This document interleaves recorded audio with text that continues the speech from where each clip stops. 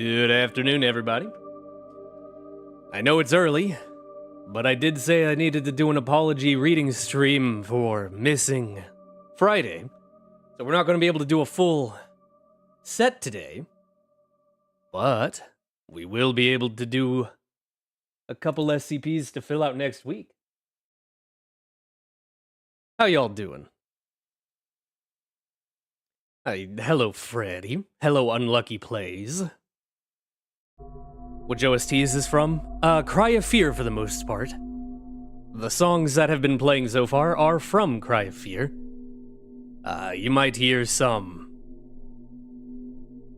Silent Hill 1 and 2 in here, some Resident Evils, even a Parasite Eve. I need to add more music to the playlist, though. Where's the apology? Unfortunately, I don't have my ukulele on hand. I'm sorry. This is actually really early. Yeah! Fun fact, this is roughly when I used to regularly start, and by used to I mean last month.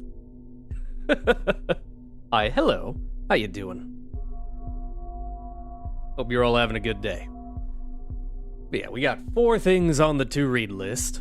I don't have multiple hours, so we'll just have to...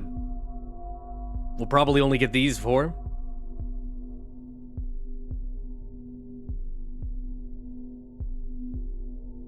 But then, we'll have a proper reading on Friday.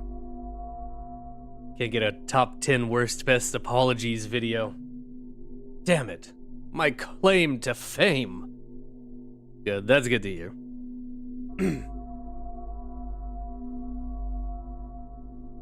Alan Wake last night, by the way, was really fun. That's a good game. Oh, Freddy, I figured out where that FBC audio you were talking about was. I watched a bit of someone playing Alan Wake, and it turns out if you walk off the path while you're going down to the visitor center, to the general store with Casey, you'll find a little FBC fence. And if you go up to it, he'll talk about him. That's where that dialogue is.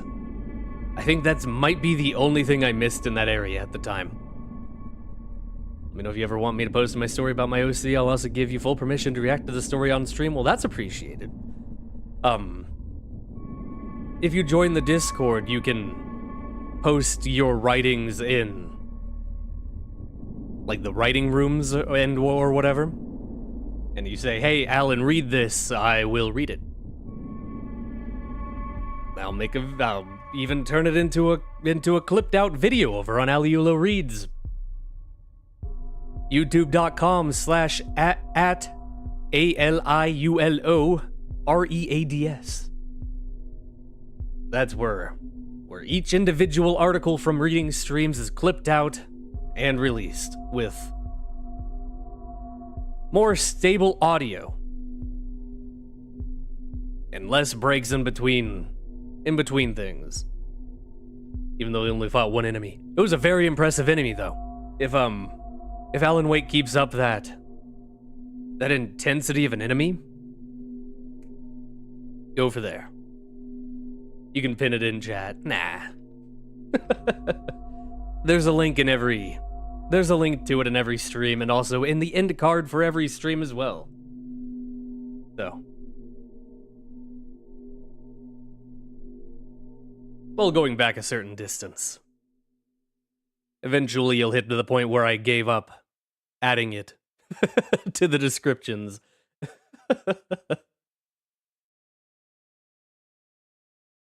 After you get several hundred streams, it gets really tiring to update your socials every time.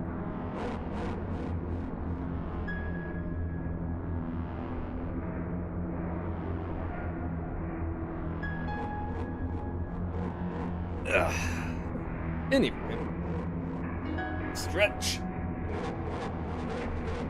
Oh, that was a good stretch. How about we get reading? Welcome to these articles. Now, does this look a bit stretched out to you? That was a loud soundtrack. What's playing right now? I take my headphones off for reading streams. I don't know what's playing.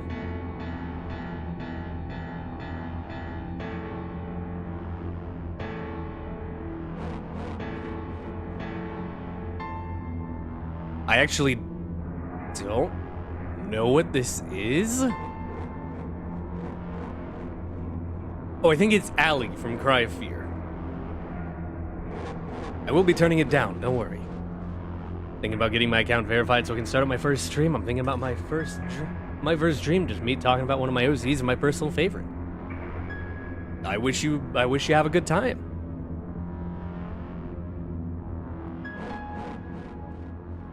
It's pretty easy to get your account verified on YouTube. You basically just have to ask. Anyway, the 4 things we will be reading today are SCP-4666, The Yule Man, SCP-784, Christmas Cheer, SCP-6336, Seeing Myself Blink, this is not a Christmas one, and Level 62, Jungle Backyard, also not Christmas. You could at least get to the Alan Wake part where you wandered around town. There was a lot of interesting things to see, like the weird alien NPC park. What the hell was going on over there? Anyway. I got like an hour and a half at most. So I gotta get going. We gotta get zooming through these. Let me make sure that I'm recording from my microphone, not from my speakers. I saw that. That was freaky.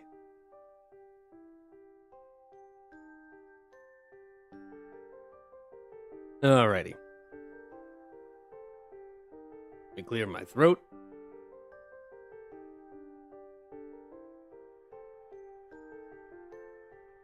I've been feeling like something's been choking me this past week. It's actually why I took last Friday off. But it hasn't gone away. Hopefully it's just the remnants of the cold. Alright.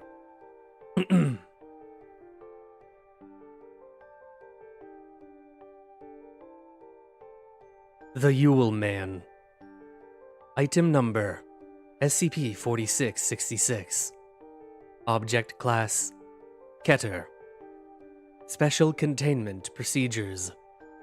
Web traffic and law enforcement channels worldwide are to be monitored for evidence of SCP-4666 activity, and particularly for cases of stalking or reports of anomalous phenomena involving families with young children.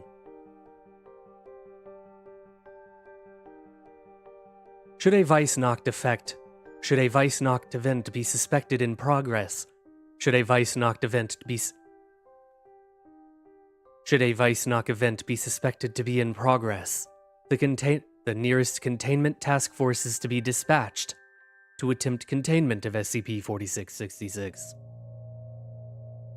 Standard PDP/8 Humanoid First Contact Protocols apply. Media coverage of family deaths attributed to SCP-4666 is to be suppressed or falsified to make said deaths appear as non-anomalous home invasion murders. Forensic evidence and SCP-4666-A instances collected by non-Foundation agencies are to be confiscated and witnesses amnesticized. Description: SCP-4666 is currently believed to be a single, exceptionally long-lived humanoid entity of unknown origin. Survivors of Vice-Knocked events typically describe SCP-4666 as a very tall, between 2 meters and 2.3 meters, elderly male of European descent, with an extremely emaciated appearance.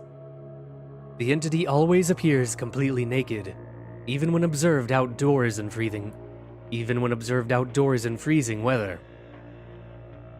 Though the nature and extent of its anomalous properties remain uncertain, SCP-4666 appears capable of instantaneous or near instantaneous travel to any location north of 40 degrees north latitude, and possibly to any location on Earth.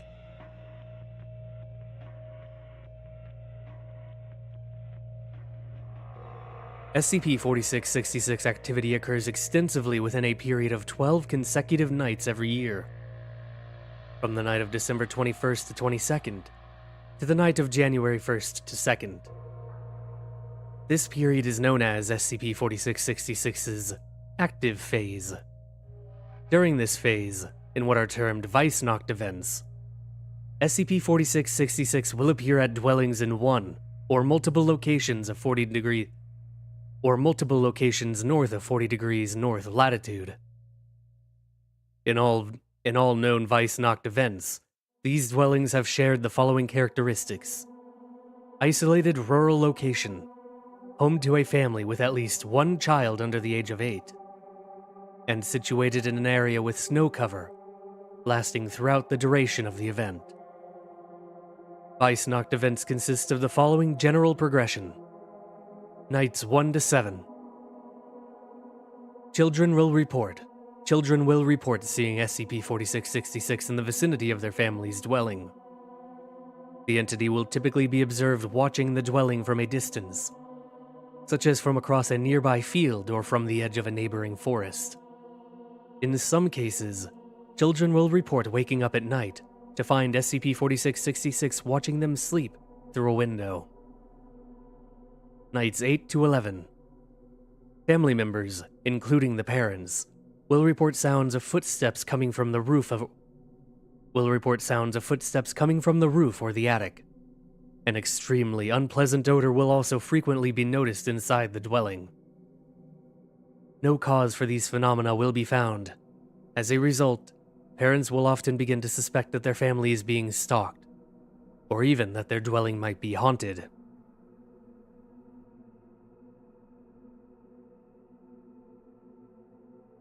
Night 12. Night 12. Over the course of the night, one of two scenarios will occur. The first and most common is that SCP-4666 will kill all members of the family, save for one child under the age of 8, whom it will abduct. SCP-4666 will inflict incapacitating injuries to family members while they are sleeping, then herd them into a single room of the dwelling, where it will proceed to kill them in view of each other.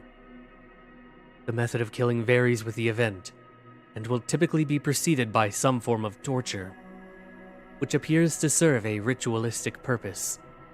See Vice-Knocked events log below.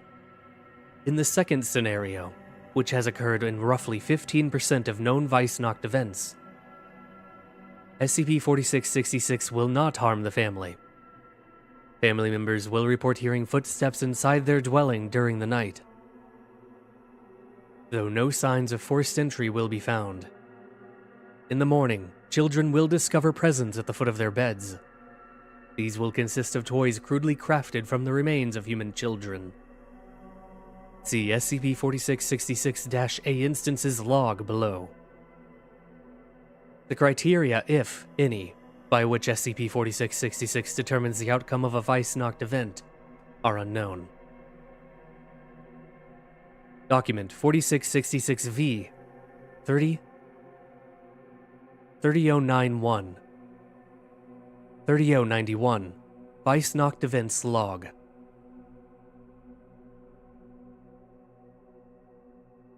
Notable Vice-Knocked events. Location: unknown village, Croatia.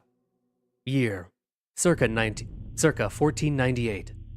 Description of Vice-Knocked event: unconfirmed. An entire family was killed, with the exception of one of the children, age unknown, who was abducted. Though specific details about the event are not available in recovered documents, it was noted that the killings presented strong paganistic elements, and that the family members had been made to suffer greatly prior to death. The Archbishop who oversaw the investigation wrote that he believed the family had been killed as part of a demonic ritual. Location: unknown village, Rupert's Land, present-day Ontario, Canada. Year: 1689. Description of Weissnacht event: unconfirmed. An entire family was killed, with the exception of 2 of the children, one of whom was abducted, and one of whom, female, age unknown, escaped during the killings and was able to reach a nearby village. She told authorities that a naked man had broken into her family's dwelling during the night and proceeded to torture them. Exact method not specified in recovered documents. Upon investigation, the bodies of the family members were found inside their dwelling, hanging upside down from the ceiling. All had been exsanguinated.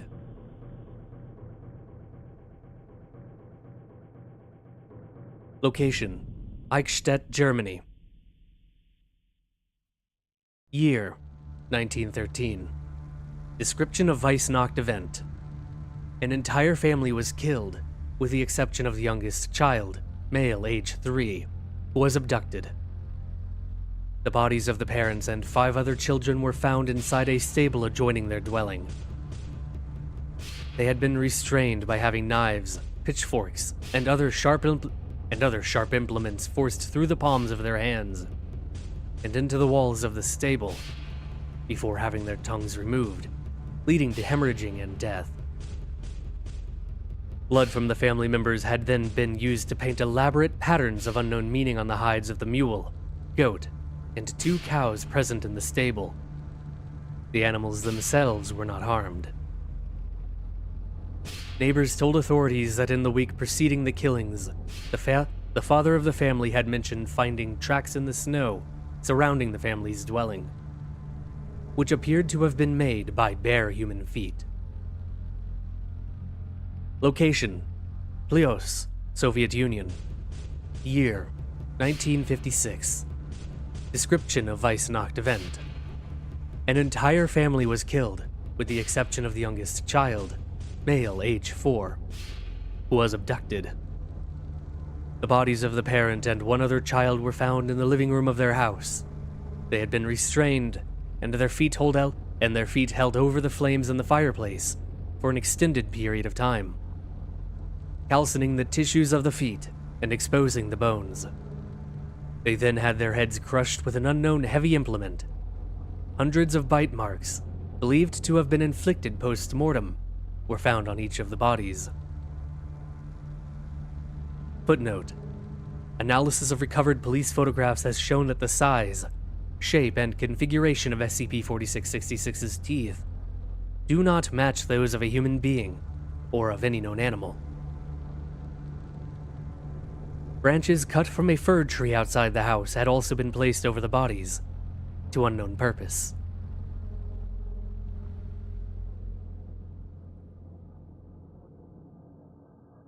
Location: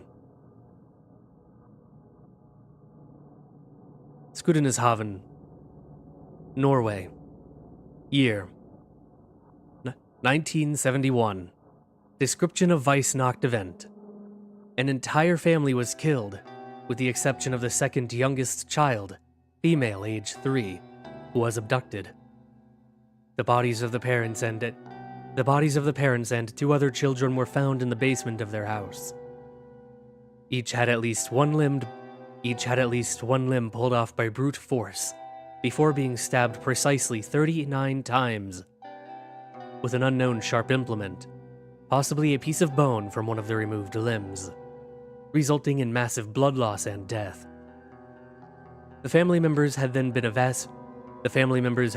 eviscerated, and their small and large intestines removed and cut into 30 to 50 centimeter long pieces. These had been arranged in radiating lines around the bodies. Feces from the intestines had been used to trace symbols of unknown meaning on the walls of the basement. Egilsstaðir, Iceland. Location: Year: 1996. Description of Weissnacht event: an entire family was killed, with the exception of the youngest child, female age 4, who was abducted. The bodies of the parents and 7 other children were found inside their house. All had large pieces of skin removed from their backs, necks, and groins prior to death. Removed skin was found to have been partially consumed. They had then been killed by decapitation with a bucksaw that belonged. They had then been killed by decapitation with a bucksaw that had belonged to the family. Following death, the family members' headless bodies had been carried to their respective rooms and placed on their beds. Each of the removed heads had also been placed upright on a step of the staircase, leading from the first to the second floor. With the parents' heads on the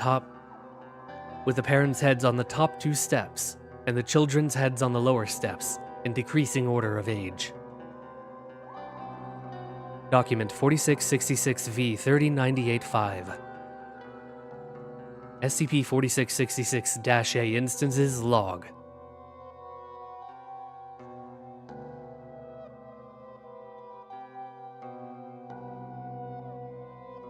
Notable SCP-4666-A instances recovered. Location: Normas, Finland. Year: 1811. Description of SCP-4666-A instance: a small wooden drum with 2 wooden drumsticks of uneven length. Drum skin consists of a 390 centimeters cubed piece of skin belonging to a human child, stretched with thread made from human tendons. Location: Gallagher, Wales. Year: 1857. Description of -A instance: a small knife, 15 centimeters in length. Blade is 6 centimeters in length. Sculpted from a single piece of bone belonging to a human child. Symbols of unknown meaning have been carved into the handle. Location: Makat, Kazakhstan. Year: 1903. Description of -A instance: a flute made from the hollowed-out femur of a human child. Holes have been bored at uneven intervals along its length. The femur appears to have been dyed with human blood. Location: Bangor, Michigan. Year: 1960. Description of -A instance: a wooden box containing 13 miniature human-like figurines, each 4 to 6 centimeters in height.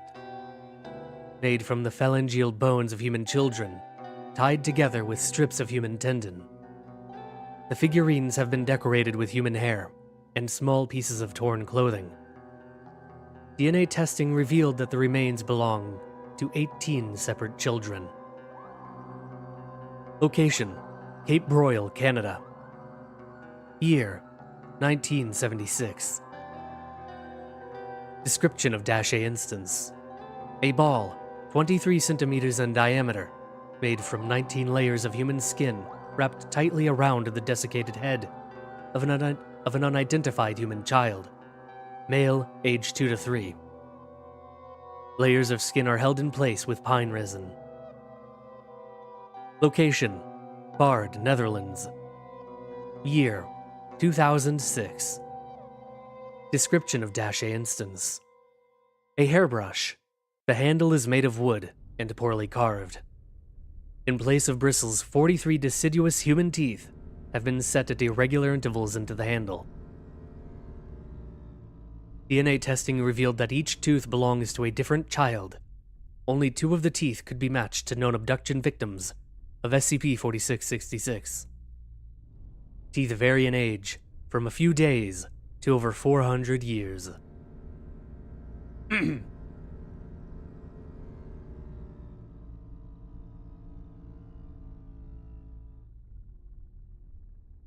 Discovery: SCP-4666's existence and ongoing activity were first detected in 1974 through the Foundation's newly implemented Anomalous Signature Recognition Program. Footnote: also known as ASRP, this program marked the Foundation's first use of algorithms as a means of detecting anomalous phenomena. When several highly similar home invasion incidents resulting in family deaths were found to have occurred throughout the Northern Hemisphere during the night of January 1st to 2nd. Extensive research into civilian and law enforcement archives worldwide eventually uncovered evidence of probable Weissnacht events for nearly every preceding year, going back to the late 18th century, average of 3.1 known events per year. Numerous historical documents were also found which appeared to describe SCP-4666 activity occurring prior to this period, in some cases as early as the 2nd century AD in Europe and Russia, and as early as the 1st century BC in Scandinavia. Fingerprints belonging to the same humanoid entity have been discovered at the locations of all Foundation investigated Weissnacht events. These have been matched to a partial fingerprint found preserved in dried blood on a recovered SCP-4666-A instance dating from 1873. The fingerprints present characteristics not known to occur in human beings. See image. Human-like white hairs were also recovered from the locations of several Weissnacht events, though no DNA, human or otherwise, could be extracted from them.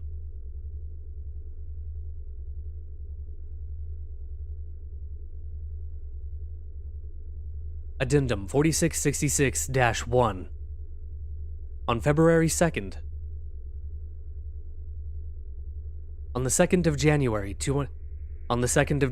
2018, several SCP-4666-A instances were discovered at a family's residence in Hoona, Alaska, following the conclusion of Weissnacht event number 060198. Among these instances was SCP-4666-A-0960, which consisted of a crude, life-sized doll made from the emaciated body of a female child, to which the following modifications had been made. A dress made from various pieces of dirty, discolored clothing had been sewn around the body, and in several places, into the body's skin. The mouth had been sewn shut with thread made from human tendons, and the lips painted red with a solution, consisting primarily of human blood. The fingernails of another child had been glued onto the body. The fingernails of another child had been glued over the body's fingernails with pine resin. These had been painted red with the same human blood-based solution. 3 of the body's fingers were missing. The entire scalp had been removed, and the scalp of another child with long blonde hair sewn onto the head in its place. The hair had been tied into 2 braids. Both eyes had been removed, and 2 large round pebbles on which eyes had been crudely painted,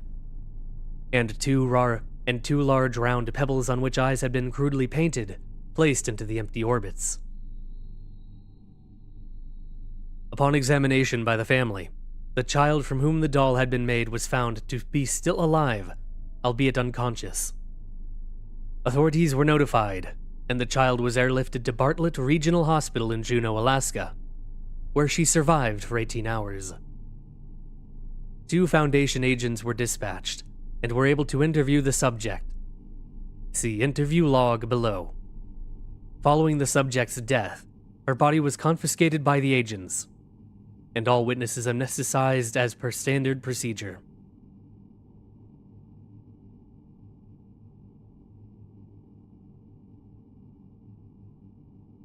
DNA testing revealed the subject had been Ekaterina Morozova, age 7, a known abduction victim of SCP-4666, taken from her family's residence in Dubovka, Russia, on the 2nd of January 2016.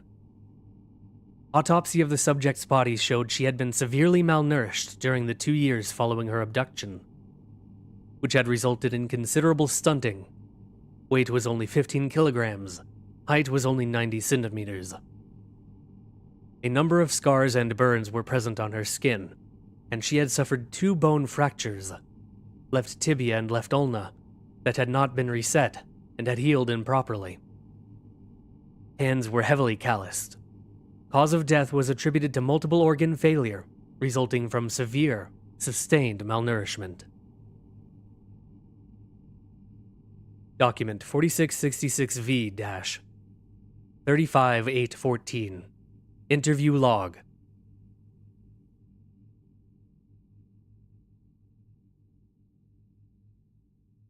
Audio log 4666-06201. Date: 2nd of January 2018. Time: 23:27 Alaska Standard Time to 23:49 Alaska Standard Time. I believe that's what AKST stands for. Let me make sure. Yep, that was correct. Location: Bartlett Regional Hospital, Juneau, Alaska. Interviewers: Agent Anthony Kowalczyk, Susan Agent Muse attending. Subject: Ekaterina Morozova, SCP-4666-A-0960, female, age 7. Notes: The subject regained consciousness for a period of roughly 30 minutes prior to expiring, during which she was interviewed. Hospital staff had previously removed the thread that had been sewn into her lips, allowing her to speak. Despite having been administered a morphine drip, the subject was largely coherent throughout the interview. The subject did not understand English, and initially spoke only a language that was unfamiliar to Agents Kowalczyk and Muse. Footnote: Recordings of this interview are currently being studied by the Department of Linguistics, as the language spoken by the subject was later found to match no known language, living or dead. Early indications are that it might be related to pre-Proto-Germanic. However, after several minutes, the subject began addressing the agents in Russian, which she spoke poorly. Agent Kowalczyk, who spoke rudimentary Russian, was able to conduct the interview without the need for an interpreter. Begin log.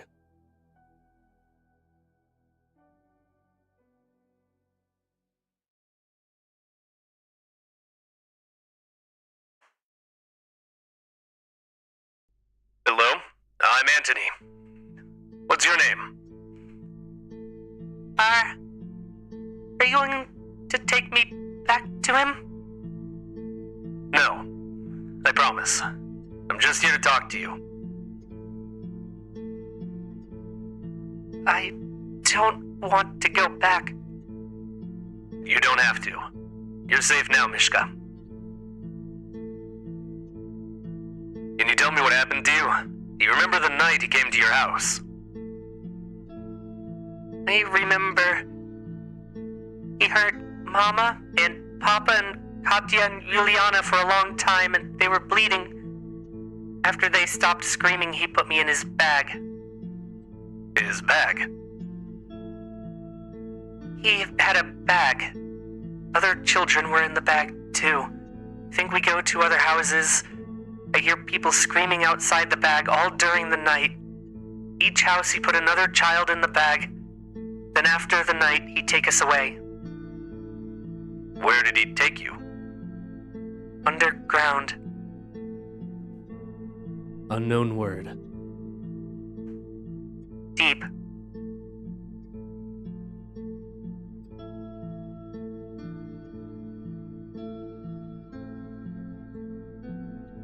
Underground? You mean in a basement? Deep. Everything earth and mud and ice. Bones everywhere. Everything cold. I can't sleep because it's too cold. Were there lots of other children there with you? Lots of children, lots of tunnels, lots of holes, but I can't see all. I can't see the other. Unknown word. Too dark. My hole is with Renee and Tekla and Sasha and Paul. We make the toys together. The toys? If you don't make the toys, you don't eat. Don't stop making the toys. Don't fall asleep. or he hurt you. He hurts you? How? He hit you, or he burn you, or he bite off your fingers, or he cook you on the fire in his room and eat you. He eat Philippe and Sally. What about you? How did this happen to you? Did he do this? Renee and Tekla and Sasha and Paul do this. They have to. Why?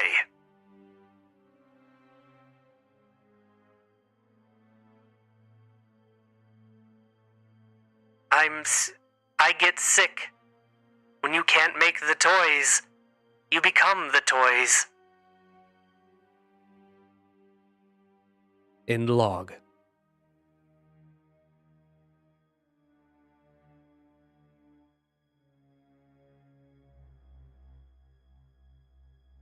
Hey, Hokey Pokey, how you doing?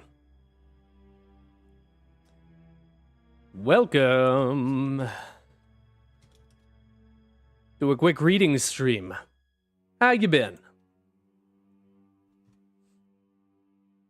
That was 4666, the Yule Man. Sick. Sick nasty. That guy's a freak. If I had to call him a vampire, I'd call him a Zamichi. Or Zamitzi. Zamichi. He's one of those assholes. Sounds like him. Hi, hello again, Unlucky Plays. How are you? Alrighty.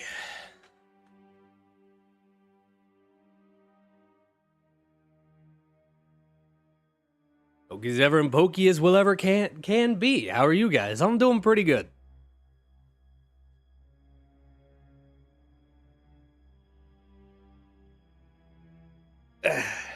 Truly as a freak, I'm excited to show you some of my OC storylines. I really want to see you live stream them.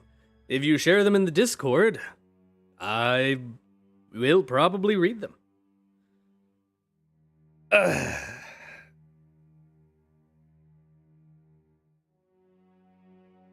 At the very least, I need a link.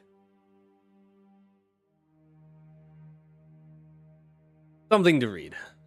Anyway,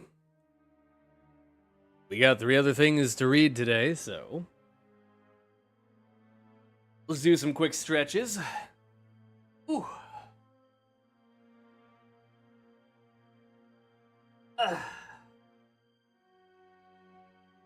Rub my eyes. Alrighty. How about we move on to the next one?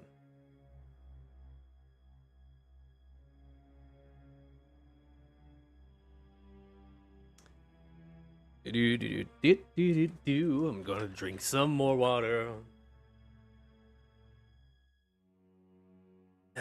This one should not be as freaky. Alright. Christmas Cheer. Item number SCP-78, SCP-784. Object Class Euclid. Special Containment Procedures. SCP-784 has been disguised as a gated community and is currently surrounded by a 3.5 meter high, 0.8 meter thick concrete wall to deter intrusion. The top of the wall is lined with electrified steel cable, and the gate is to be locked. Any non-Foundation personnel attempting to enter SCP-784 are not to be interfered with, due to the possibility of provoking a violent reaction from the occupants of SCP-784. Non-Foundation personnel exiting SCP-784 are to be detained, questioned, and released following administration of a Class B amnestic. Foundation personnel entering SCP-784 are to be dressed in traditional Christmas wear prior to entering SCP-784. The area composing SCP-784 is to be monitored remotely by a Foundation-controlled weather balloon. In the event that personnel are required to enter SCP-784, all involved personnel must have memorized the entire contents of the AP, Beginner's Guide to Christmas Beginner's Guide to Christmas Carols. They are to be checked for precision prior to entering SCP-784. Due to SCP-784's proximity to suburban housing developments, as well as the ramifications of provoking SCP-784-1, patrols within SCP-784 are to be unarmed, except during a Noel event. In the case of an unexpected Noel event, members of SCP-784-1 are to be restrained as non-violently as possible, while Foundation personnel prepare Procedure 784-C.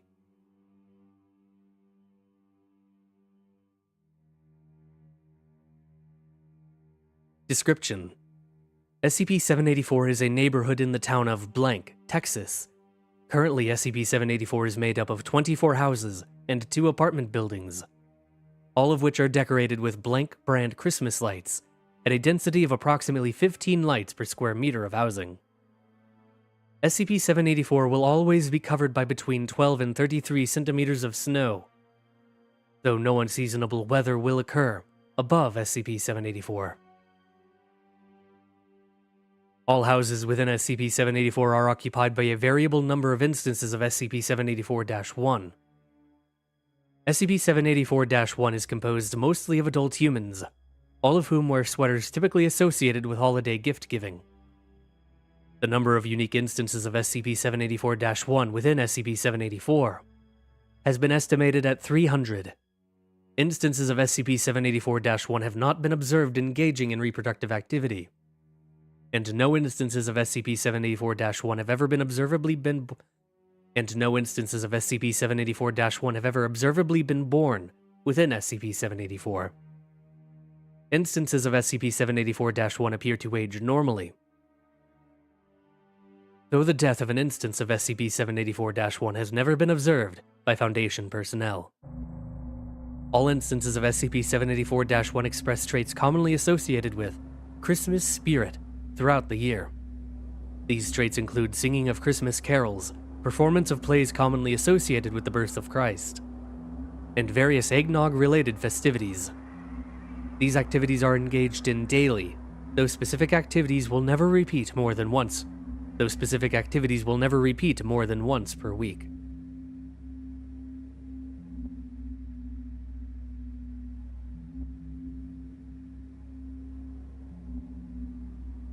During daylight hours, instances of SCP-784-1 will engage in activities such as gift exchanges and home decoration. Post-sunset activities include decorating of foreign objects, as well as vandalism, which is typically holiday-themed.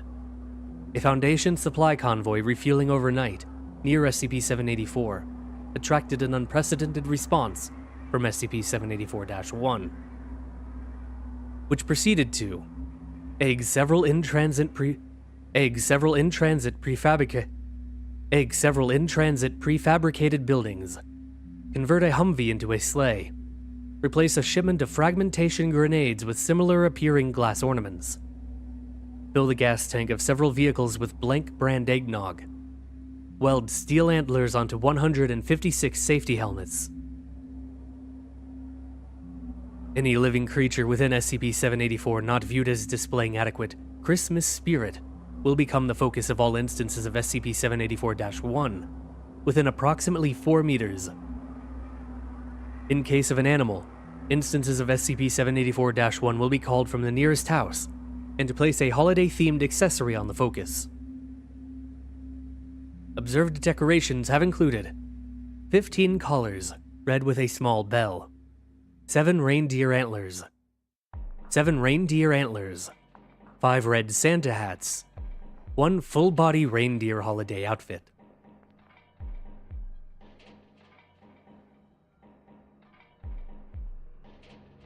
Human subjects who do not meet SCP-784's criteria for Christmas spirit will be assaulted by SCP-784-1, incapacitated, and forcibly directed into the nearest household. They will not be seen until the following day, when they will exit the household dressed similarly to other instances of SCP-784-1. Attempts to retrieve affected personnel have been made with Attempts to retrieve affected personnel have been met with great resistance on both the part of SCP-784-1 and the affected individual. The criteria from which SCP-784 follows for definition of Christmas spirit appear to be extremely broad. The Addendum 784-A. See Addendum 784-A for a complete log of personnel abducted and assumed reasons for abduction. Approximately once per month, SCP-784-1 will attempt to exit SCP-784 and enter the surrounding suburban community. This is referred to by on-site personnel as a Noel event. During a Noel event, each instance of SCP-784-1 will carry a string of Christmas lights, estimated to be 15 meters long. Instances of SCP-784-1 will attach these lights to any nearby house, which will become decoratively and functionally identical to all other houses within SCP-784. Signs of an incoming Noel event include increased festivity during the day preceding the event, excessive eggnog consumption by a significant portion of SCP-784-1, and an increase in the number of decorations present within SCP-784.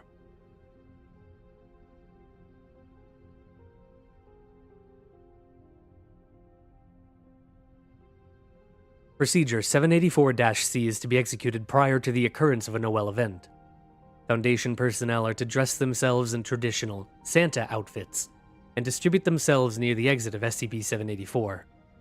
They are to begin singing Good King Wenceslas and distributing non-alcoholic eggnog to other personnel. On the arrival of SCP-784-1, personnel are to distribute eggnog mixed with a mild sedative to the crowd. Personnel are to appear friendly and cheerful at all times, as SCP-784-1 has proven capable of abducting personnel while nearly unconscious. Following the distribution of eggnog, personnel are encouraged to sing carols associated with peace and goodwill. Silent Night has proven most effective. Instances of SCP-784-1 will begin to sing along, and personnel are to accept their choice of song. SCP-784-1 will begin to fall unconscious as the night progresses. Unconscious instances of SCP-784-1 will be removed to nearby houses by other instances, and personnel are not to interfere with this process. Any interference with the actions of SCP-784-1 may trigger a violent response, and will wake all instances of SCP-784-1. Instances of SCP-784-1 not affected by Procedure 784-C are to be silently incapacitated when no longer visible from the gates of the community, and returned after all other instances of SCP-784-1 have re-entered SCP-784. In the event that Procedure 784-C fails, Foundation personnel are to release an aerosolized sleeping gas. Foundation personnel are to restrain instances of SCP-784-1 until the gas takes effect, at which time all instances are to be returned to SCP-784. Standard Cover Story 139, Drunken Football, is to be used to respond to any concerns expressed by nearby residents.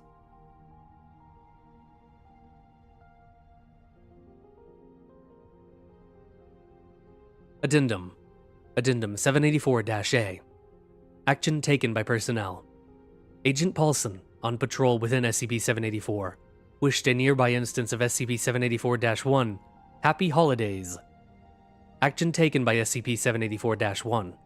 Approximately 8 instances of SCP-784-1 surrounded Paulson, who was unable to escape. Paulson was dragged into a nearby home. Action taken by personnel. Agent Matthews sang the incorrect verse of Silent Night while on patrol within SCP-784.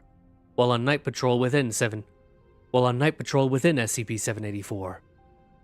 Action taken by SCP-784-1. Multiple instances of SCP-784-1 incapacitated Matthews non-violently, using a nearby string of decorative lights. Attempted intervention by Agent Sanderson led to the involvement of a large crowd of SCP-784-1, which overwhelmed both agents. Matthews and Sanderson were dragged into a nearby home, after which personnel reported hearing the sound of Christmas carols from within the home for several days. Action taken by personnel. Agent Anderson collided with a lawn ornament, apparently a Santa in the style of a traditional lawn gnome.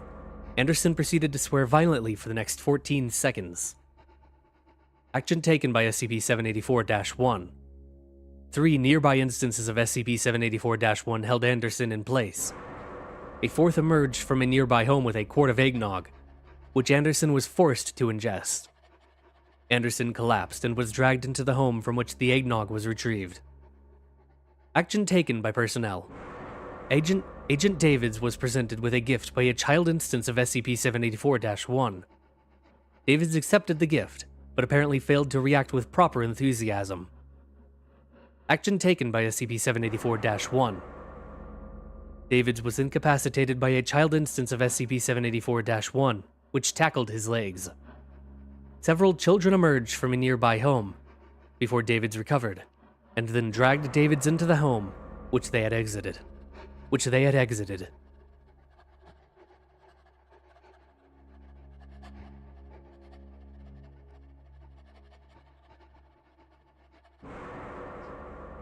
Nice. Y'all got that holiday spirit. You'd better.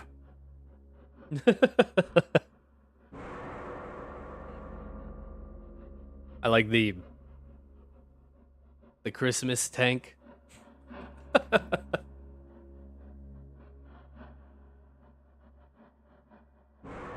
Bringing joy, peace, and freedom to the people of the world.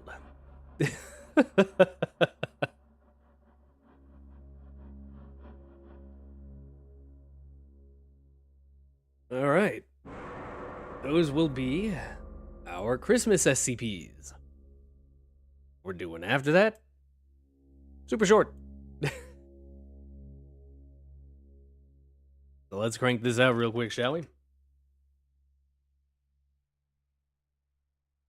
Seeing myself blink. Item number SCP-6336. Object class Safe. Special containment procedures. Researcher Eric Colroy is to report any further changes in the behavior of SCP. Researcher Eric Colroy is to report any further changes in the behavior of SCP-6336, if they arise. Description: SCP-6336 is the reflection of researcher Eric Colroy.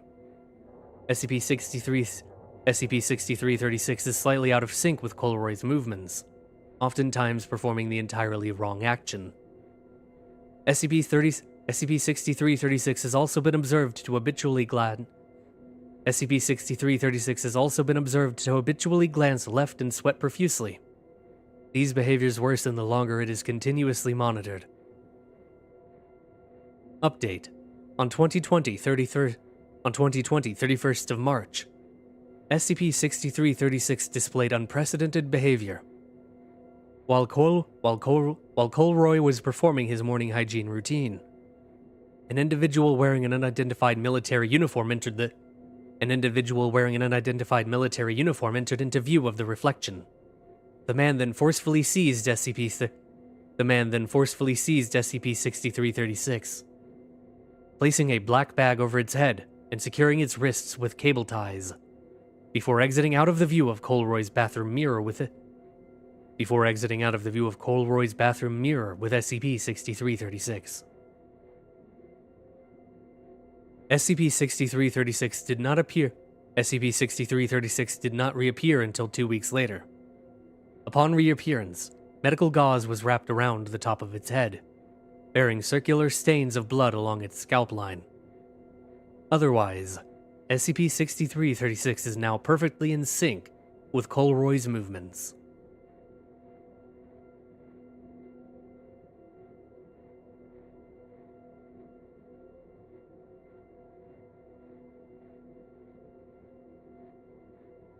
I can't believe they lobotomized his reflection, man. His reflection wasn't very good at reflecting him, and so it got. He got by the mirror police. Oh no. Poor guy.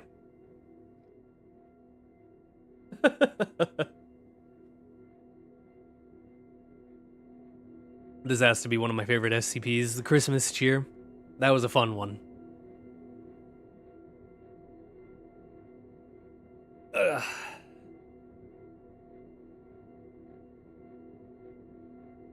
Well, sucks to be that guy.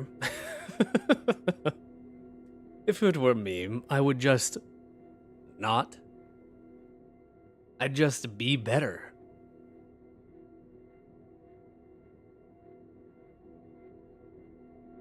I'm gonna finish this water.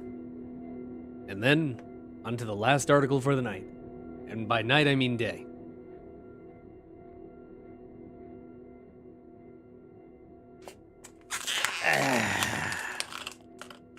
Get destroyed, water bottle.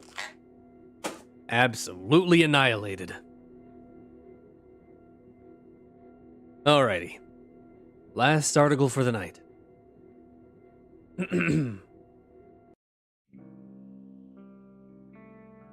Level 62. Jungle Backyard. Calig Institute. Backrooms Information Archive. This file is only accessible to personnel authorized by the current senior archivist. Unauthorized access to this file will result in automatic self-censorship. Unauthorized access to this file will result in automatic self-censorship of the file's contents. We will also not hesitate to take direct action if needed. Gani, Senior Archivist of the Calig Institute, Backrooms Branch. Authorization approved. View KI Exploration Log 62.doc.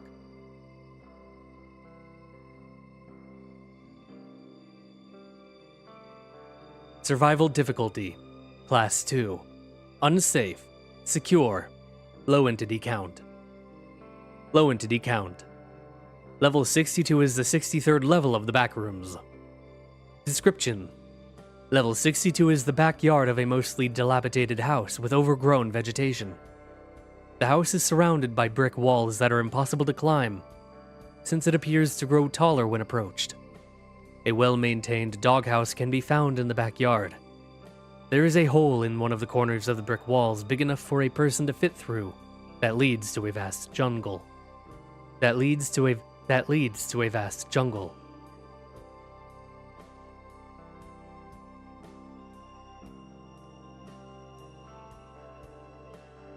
The level was discovered by Juanita and Tala, two archivists of the Calig Institute, during a standard hands-on investigation.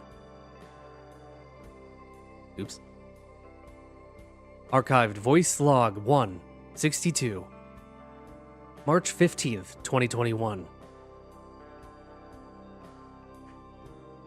Testing. Can you hear me, Tala? Crystal clear. Now, didn't you say you upgraded some things with our communications and tracking systems? Yes, Gani said that the signals here get cut off easily and interfere with how we find people. So I tweaked the emergency alert of the communication device. It now sets off when your device loses signal or when you press it manually. Right. Do I still need to report to you every 30 minutes? Of course. That emergency alert can only send a distress signal to headquarters. I would still need your most current whereabouts prior to the alert setting off. Alright then.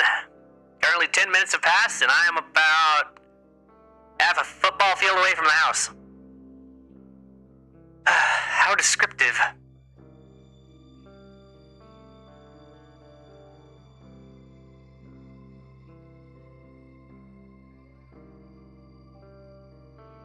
Minutes. I can't see the house from here. Juanita, you can track me, right? How far am I? You are 360 feet away from a base. Have you found anything? No, I mostly found death moths. I've seen some scratches on the trees, meaning I might be close to the bodies or whatever killed them. What about the house? Have you checked it more thoroughly? The doors are blocked from the inside. I might have to break a window or two. I'll just add whatever I find into the report. Carry on with your exploration. Tala, it's been 30 minutes now. Any update? Any updates? Tala, do you hear me? Tala? Are you okay? Okay, Kalang. Loud beeping from the tracking device can be heard. Recording ends.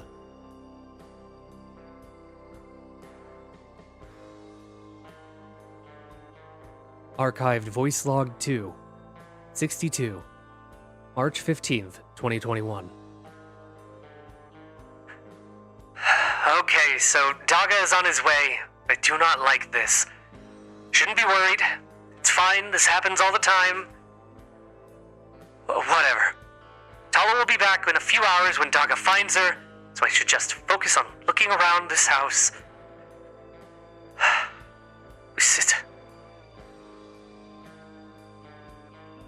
Objects can be heard. Objects can be heard falling off. A loud thump can be heard.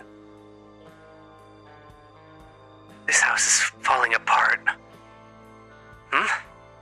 There's scratches everywhere. Right, the report. So there are 3 bedrooms in the second floor of the house as far as I can see. Honestly, the second floor is in worse condition than the first floor. It looks like something got in here and just ravaged the entire place. Obviously, I have not yet found anything on the dead family lost from our system. I'll go check the bedrooms if there's anything to report.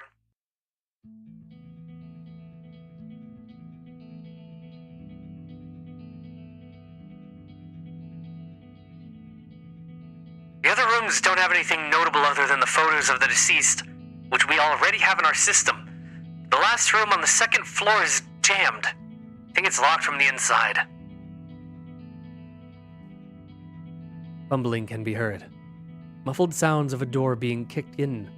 Muffled sounds of a door being kicked in can be heard. A loud grinding sound can be heard. That's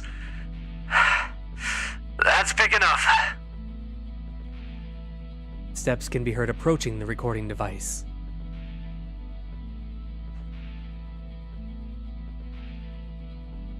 Broken window. Wait.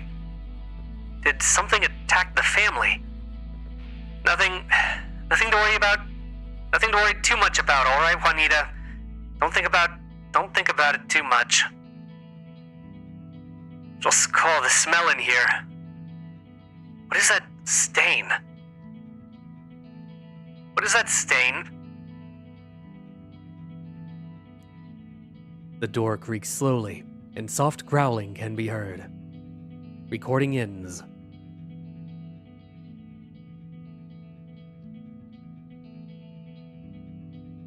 Recovered log 162, March 15th, 2021. Running can be heard, along with heavy breathing. From the distance, the sound of sprinting can be heard getting louder. A loud thump can be heard. Shuffling and heaving can be heard. A loud crack can be heard. Something snarls in response. The cracking continues. A struggle can be heard. A last crack, and the struggle stops. Recording ends.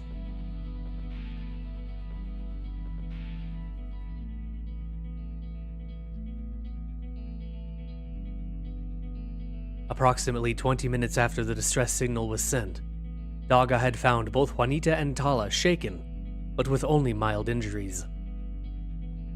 The device Juanita had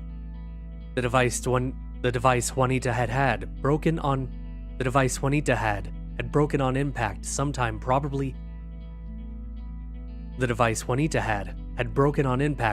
probably after the last recovered log we had found was automatically sent from the device to our system. Tala found the remains of the family in the jungle, which seemed to interfere with our tracking system the deeper she went. As with whatever the thing that attacked Juanita, it was a hound that she had killed. We found a collar with the name Sunny on the tag. I believe this might give you a good theory on the effects of the level. Gani. Entrances and exits. Entrances. Entering a shed in level 37. Looking into a wall and turning back will bring you to level 62. Exits. Staying in the forest for a week will transport you to level 445. Going inside the shed and using the same method as entering the level from level 37 will send you to level 4 or level 10.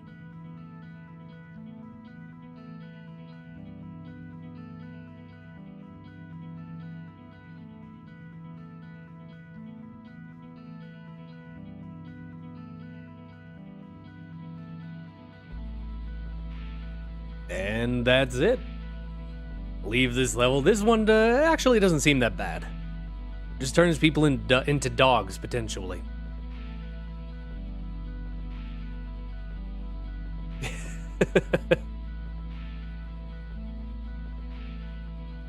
Not a whole lot to go on here, but I think it might turn people into dogs. Or hounds, rather. Not dogs. This. Edward, big brother.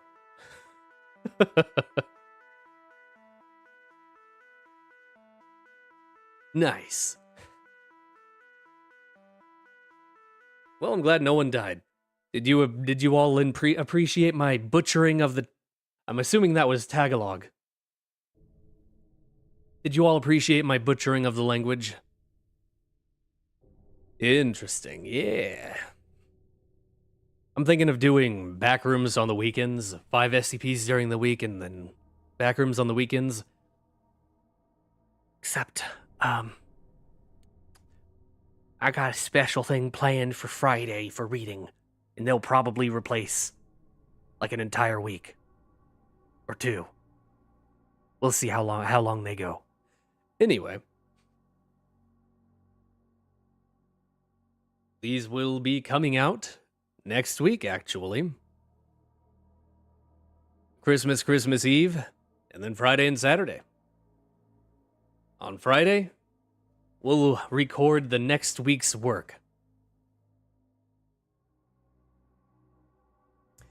Anyway, I am going to wrap it up before I gotta go home. Take control. Teehee. Teehee. Teehee. Some type of reaction video at some point, or even a live stream. Also, give me credit if you do read the storylines on stream. If you send the article my way or post it, it'll be read. Read live.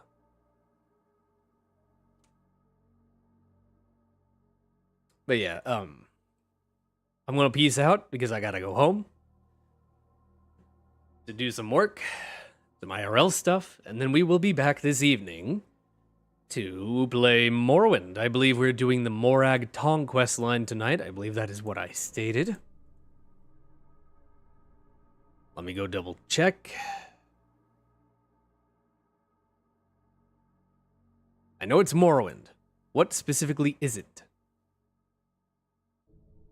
Morag Tong. Yep, that's what we're doing this evening, and then tomorrow we're going back to Alan Wake. Wow! Pure cinema. I would also like to be able to get some more bonus streams in this week. I've been feeling really good.